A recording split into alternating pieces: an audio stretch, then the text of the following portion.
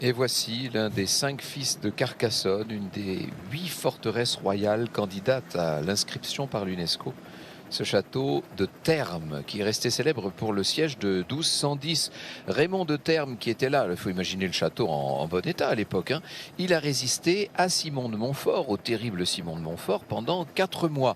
Il faut dire qu'il a été particulièrement aidé par le terrain, parce que vous imaginez, quand vous assiégez une chose pareille, il faut arriver à gravir le promontoire, hein. Ça n'était pas simple, bien entendu, d'autant plus qu'au pied de ce château des Termes se déploient les gorges du Termenais, qui ont été creusées dans le calcaire par une rivière qui s'appelle la rivière Soux.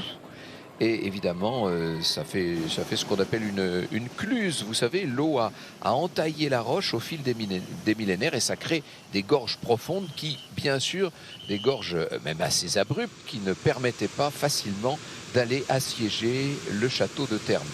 Mais voilà, les gorges en question, tout à fait magnifiques. Ça fait des images toujours assez saisissantes, hein. Ce sol calcaire, quand il est creusé pendant des millénaires par l'eau, en l'occurrence par le Soux.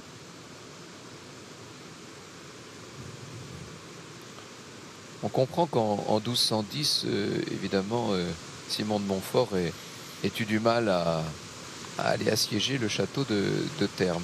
Ça lui a pris des semaines et des semaines. À une autre époque, les coureurs, ils se seraient arrêtés là pour se baigner. Hein. C'est beau, hein, bah, Oui.